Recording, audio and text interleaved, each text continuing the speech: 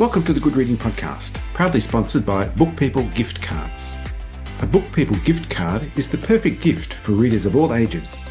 Simply order your gift card online at bookpeoplegiftcards.org.au. Redeem in any one of over 500 bookshops across Australia.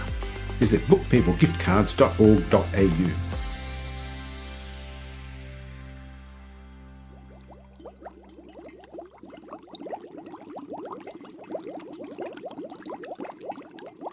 Cassandra Morgan was brewing potions in the potting shed. Bent over a softly simmering cauldron, she measured out an ounce of powdered peppermint, a drachm of dried rosemary, and 13 drops of tincture of ginger. She had been there for hours, so long in fact that Montague had given up chasing woodlice and was taking a nap amidst the cabbage seedlings. Now and then, the cat opened one golden eye to check on her progress and make helpful comments like, "You've miscounted, that's 14 peppercorns," or "I'd grate the lemon peel finer if I were you." Cassie was working in the potting shed because she had been forbidden by Mrs. Briggs, the housekeeper, from using her camping cauldron indoors after accidentally setting fire to the moss green rug in her bedroom. It was only slightly singed, but as Mrs. Briggs explained, there was a lot of wood in Hartwood Hall and a lot of antique furniture. Cassie had complained that she couldn't possibly work out of doors because she was trying to brew an enlivening elixir, which required very steady temperature control, and it had been blowing a gale all week. Brogan, the gardener, had taken pity on her and let her use his shed. So there she was, amidst towers of terracotta pots and salmon-coloured geraniums, carefully feeding tinder grass to the fire beneath her small copper cauldron. "It's supposed to be turning a shade of warm apricot," said Cassie, checking her witch's handbook once more. "It would, if you would only give it sufficient time and keep stirring," said the grey cat. Montague was Cassie's familiar.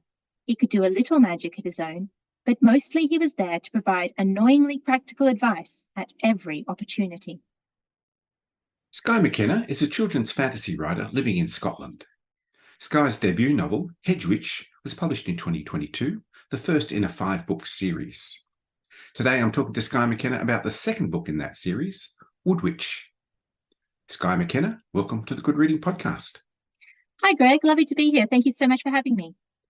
You grew up in the Pilbara region of Western Australia, but you've moved to Scotland, presumably in search of witches. Witches that much harder to find in Australia? I'm sure Australia has just as many witches as Scotland, actually. I lived in the Pilbara as a child. I grew up in the outback of northwestern Australia and absolutely loved living there. But my family moved to Perth when I was a little bit older, and I lived in Perth for most of my adult life. And I've only moved to the UK in the past 7 years, actually. But I do love living in Scotland. I love exploring the forests, and they've got lots of castles here and wonderful ruins and things with lots of magical stories behind them as well. I noticed that in Woodwitch there are lots of witches, but I haven't come across any warlocks so far. Will we see some in the following books? I think warlocks get a brief mention in Woodwitch, and certainly if you're interested in warlocks, you'll learn a little bit more about them in Hedgewitch, which is the first book in the series. And we're going to learn even more about what happens when witches become warlocks, because in my books, all witches are called witches. We don't have wizards or warlocks or anything else like that in terms of gender. Witches take an oath, which is when they agree to use magic for good and to help and protect their communities. But when they go against their oath and start to work for the more wicked and dangerous people of faery, they become warlocks. And that's something we get into a bit more as the series goes on. Well, let's talk about the land of faery. That's where your story is set. It's described as just beyond our own, but I can't find it on Google Earth. So how might I find my way to the land of faery? In Cassie's version of our world, in Cassie's version of England, you can reach faery by crossing through something called the Hedge. And the Hedge is actually a vast enchanted forest. It's the biggest forest in Britain in Cassie's world. And if you wander through it on one of the 4 crossing nights, so the 4 crossing nights happen every year at 4 different times. If you can go through the Hedge at those times, you'll find yourself in faery. It acts as a sort of gateway and as a sort of portal to that world. So we first encountered Cassie Morgan in your debut novel, Hedgewitch. Now, Cassie is still a fledgling witch. What does it take to become a fully fledged witch? So when Cassie starts to learn witchcraft in Hedgewitch, the first book in the series, she soon discovers that there are lots of different stages to her training. So witches in Cassie's world don't go to a witch school. They go to something called coven.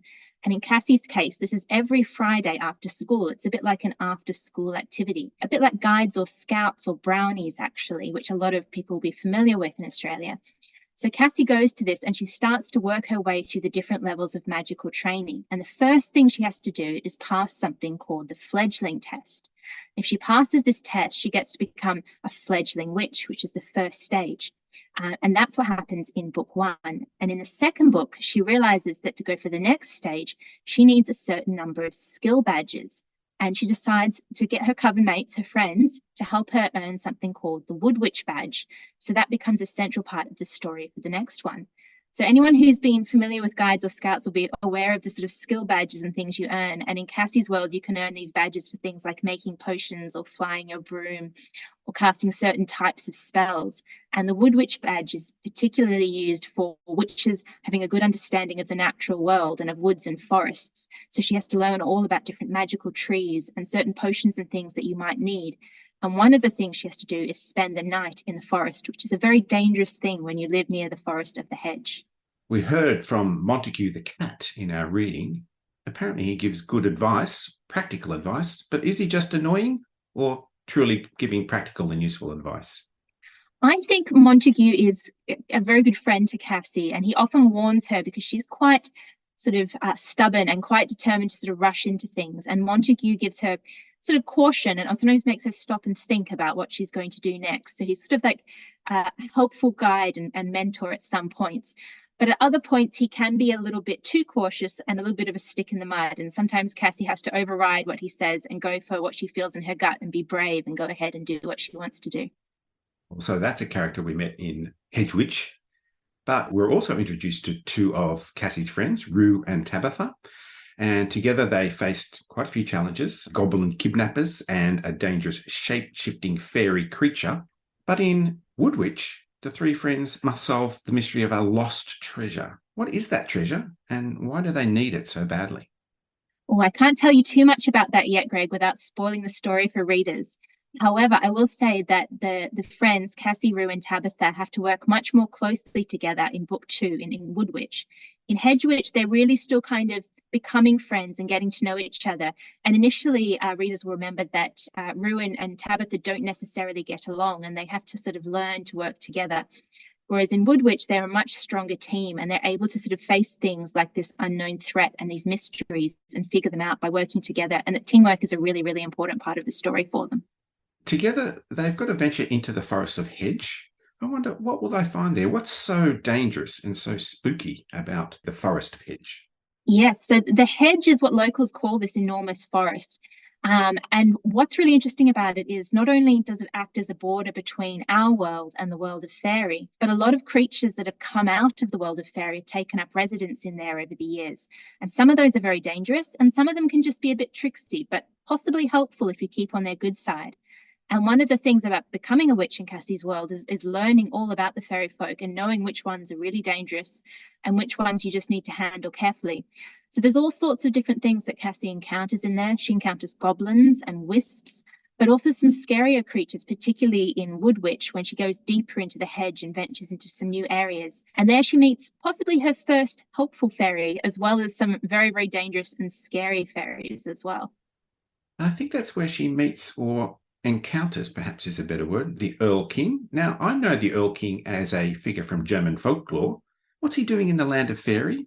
Is he as dangerous as the legend would have us believe, or is he just misunderstood? I think we still have a lot to learn about the Erl King, about where he comes from and who he is. And I think readers who are really good at picking up on little clues as they go through will learn more and more in each book. And then I think it will be up to them to decide whether he is a good guy or a bad guy. And I think that's something that we have to look forward to going forward. I don't really like stories that are too black and white. I like when readers get to make up their mind about who the good guys are and who the bad guys are and on whose side they would like to be. And now Sebastian, that's Cassie's cousin. He seems like a good guy, but has great potential for causing trouble. Yes, so Sebastian's Cassie's cousin, and he comes from Cornwall. He lives in Cornwall, but he's been invited to stay at Hedgely with Cassie in Hartwood Hall for the Halloween celebrations and for Halloween. So he comes to stay, but he's not really happy there. And he is the sort of child who isn't really interested in magic, but is much more interested in science and in technology. And he takes a dislike to all the old fashioned ways of Hedgeley and Hartwood Hall. And Cassie finds this very difficult to understand about him. He's also got some difficult stuff happening at home, which makes him a bit troublesome and difficult to deal with. But even if he's sometimes a bit annoying, I think eventually Cassie learns to work with him and to just really understand where he's coming from and what some of his background is and why he is the way he is. And some very interesting characters in your book, but also a very interesting place, the village of Hedgely. And there's lots of interesting places to visit in Hedgely, and I really enjoyed poring over the maps that are at the front of this book. I just wanted you to give me a couple of ideas what I might find in some of these places. Widdershins Bookshop. Now, it's a destination for first edition books. Why is Widdershins such an important place in this story? Well, Widdershins is actually Cassie's favourite shop on the high street in Hedgeley, and I think it would probably be my favourite shop as well if I got to visit Hedgeley, because it's full of books, but not just ordinary books, a lot of magical books as well, and books that have been written by people who know a lot about the world of faery. So sometimes she finds things like goblin recipes in there, or books of spells, or stories and legends from a long time ago about ancient witches. And she just loves exploring and discovering new things in this bookshop.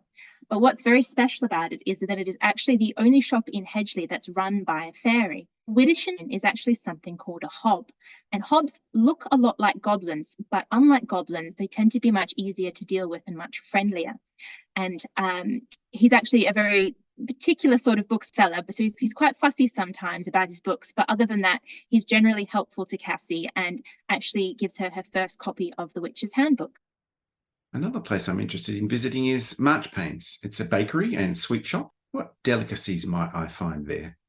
Yes, so Marchpane's is probably the favourite shop of a lot of the children and teenagers who live in Hedgeley, because that's where they go to get all their snacks and their sweets after school. I think one of the first things that Cassie has there is something called a toadstool tart, which is a raspberry tart with white spots like a toadstool. And I'd love to try baking these, or to see someone who tries to make these themselves, because I think they'd be really, really yummy. There's all sorts of lovely treats and delights that they discover in there, and I think Cassie's going to keep going back there in future books. Let's talk about Brambles. Brambles Tea Room. Is it a nice place to have a high tea? Brambles is actually a new shop that we discover in Woodwitch, which Cassie didn't get a chance to visit in Hedgewitch. So it's quite a new place to explore for readers who've already read the first book. It's run by a particular kind of witch who has a very strong interest in the properties of different herbs and flowers, and she makes up special teas. What I particularly like about her teas is that when you go into the shop, there's no menu and you can't choose what you're going to have. Instead, she brings you the tea that she thinks you need. So if you're feeling really tired, she'll bring you a tea that will pick you up. And if you're feeling really angry, she'll bring you a tea that will calm you down. And so Cassie always gets a bit of a surprise when she goes in here, because she doesn't know what's going to come out to her. And I think in general, she discovers some of the magic of plants and of tea through experiencing this at Brambles. Will I get pickled at the Pickled Imp? No, well, I certainly hope not. Not unless you cross the barkeeper, Emily Moore, on a bad day. But the Pickled Imp is the pub in the village of Hedgeley. Every good English village has at least one pub, and they often have some funny names. But they're often quite warm and welcoming places when you go in there. And I think it's really the centre of the community and the centre of the village in many ways, and a place that you can go and get some calm advice and have a nice drink. It doesn't need to be an alcoholic drink, as Emily Moore says when Cassie goes in. Everybody that comes in gets a drink, no matter their age. They can have something fizzy and sweet, or they can have something else. And it is a warm and sort of comforting place, and a place that is particularly nice to go to in the middle of winter, which is when Cassie visits in Woodwitch. I've got a lot of questions, particularly about the hedge, and I spied on the map a weir stone. What's a weir stone? What does it do? Yes, so readers of Hedgewitch, the first book, will first encounter the weir stones, and the weir stones have been erected inside the hedge to help protect people from the dangerous creatures of faery that lurk there. They're a little bit like standing stones, and they have special runes carved into them, and they were created by ancient witches and some of the first hedge witches as well. And if you can get close enough to one of the weir stones, you'll be safe if anything is chasing you, because none of the fairy creatures will come near the weir stones. But as readers of Hedgewitch will know, there are certain forces out there trying to destroy the weir stones and take away that protection. So there are fewer of them now than there used to be, and the hedge is not as safe as it once was. It seems to me that you are a book person, very interested in books. And of course, Widdershins is a magical place. Are libraries magical places for you too? Oh, definitely. So I think without libraries, I don't know whether I would have become either a reader or a writer. We didn't have a lot of books in my house when I was growing up, and most of those we did have were nonfiction and encyclopedias and things like that. But I was very, very lucky that we had a wonderful local library and an amazing librarian as well, who used to do a lot of storytelling. And every week my mum would take me to the library and we would get out a stack of books, and I would go through them very, very quickly and bring them home and return for another stack the next week. So I'm still very much a library reader. That is where I get most of my books from. I love the fact that it gives us a chance to experiment with different authors, to try things we might not normally read, and to just read far more widely and to really, really explore literature. So I'm always excited when a reader tells me that they picked my book up in the library. That always makes me really happy. This is the second book in a series of 5 books. What might we discover? Where might we travel? What sort of magic will we encounter in the remaining books in your series? That's right. So there's 3 more Hedgewitch books coming, in which Cassie and her friends will get to have some further adventures. And I'm really excited for people to start reading the 3rd book, Sea Witch, which will come out next, because in that book, we're actually going to travel away from Hedgely and Hartwood Hall and the Hedge for a little bit and learn more about the rest of the magical world that Cassie gets to know and to learn about, and different kinds of witchcraft and different kinds of fairies. And I think that's going to be quite exciting. And also the next book coming up is very much a summer holiday book. So it's a great book to take away with you when you go on your holidays.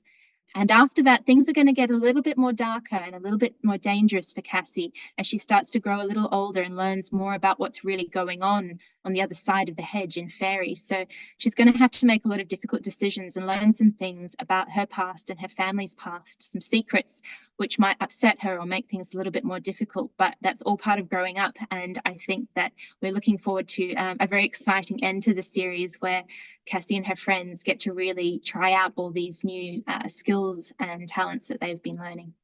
It's good to know that there's more to come and that the magic will continue. And Skye McKenna, thanks so much for joining me on the Good Reading Podcast. Thank you, Greg. It's been wonderful. I've been talking to Skye McKenna about her new novel, Woodwitch. It's published by Welbeck, and you can find it at goodreadingmagazine.com.au. My name's Greg Dobbs, and thanks for listening. This Good Reading Podcast was brought to you by Book People Gift Cards. Share the joy of reading with a Book People gift card. To find out more, visit bookpeoplegiftcards.org.au.